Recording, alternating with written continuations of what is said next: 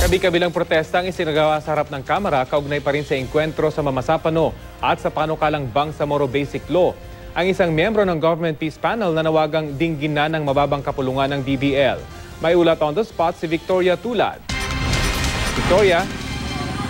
Rafi, sunod-sunod na kilos protesta nga ang isinasagawa dito sa harap ng Kamara para ipanawagan ang tatlong bagay. Una ay ang pagbibitiw ni Pangulong Noynoy Aquino sa pwesto dahil sa Mamasapano encounter.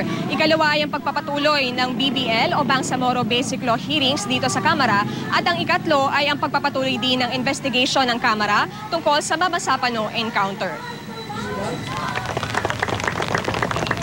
Mismo ang miyembro ng Government of the Philippines Peace Panel na si Secretary Yasmin Busranlao ng National Commission on Muslim Filipinos ang nanguna sa pananawagan na dinggin na ng mababang kapulungan ang Bangsamoro Basic Law o BBL. Itinigil ang hearing tungkol sa panukalang batas matapos mamatay ng 44 na miyembro ng Special Action Force noong Enero. Ayon kay Busranlao, nauunawaan at nirerespeto nila ang emosyon ng mga tao pero panahon na para pag-usapan muli ang BBL.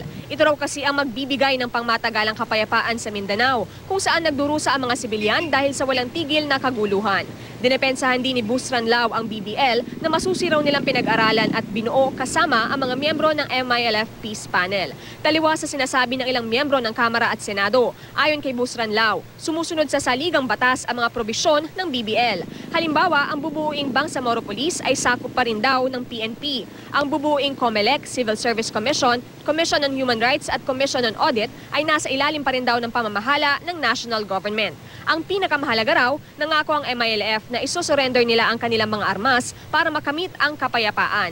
Panawagan ni Busranlao sa mga mambabatas, basahin ng maigi ang BBL lalo't marami ang mali ang pagkakaintindi rito. Sunod na nagprotesta sa harap ng Kamara ang Alliance of Rural People for Aquino's Removal Now o Alarm Now. Ayon sa grupo, dapat mahiya si Pangulong Noynoy Aquino at kusa nang bumaba sa pwesto.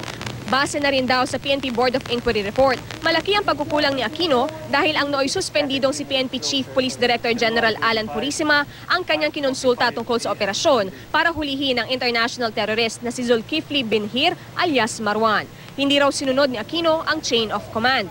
Bago pa matapos ang programa ng Alarm Now, ay dumating na rin agad ang grupong Gabriela. Gaya ng Alarm Now, panawagan nila, magbitiw na si Aquino at ipagpatuloy na ang investigasyon tungkol sa Mamasapano encounter.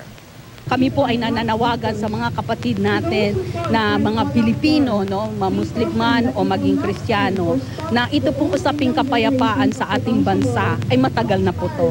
At hindi na po natin kailangan bilangin pa kung ilan buhay ang dumanak dito. Hindi po naman siguro kami sa panel, alam nyo naman kung sino kami sa panel, hindi po namin sisirain ang aming paniniwala sa Diyos, ang aming integrity, ang aming self-respect kung kami po ay makikipag-usap sa isang grupo na niloloko lang. Kami naniniwala ang alarm na ito na usigin ang may sala, huwag pagtakpan ang si Remy Noynoy Aquino. Rafi, ayon kay Representative Jim Hataman Saliman, ang chairman ng isa sa mga komite na tumatalakay dito sa investigation ng Mamasapano encounter, ay pag-uusapan pa nila ng House leadership kung ipagpapatuloy ang investigation. Pero hindi pa niya mabigay sa atin, Rafi, ang exact na date kung kailan nila ito pag-uusapan. Ayon naman sa Ad Hoc Committee on the Bangsamoro Basic Law, ay magre-resume ang kanilang pagdinig tungkol sa panukalang batas sa April 6. Rafi? Maraming salamat, Victoria Tulad.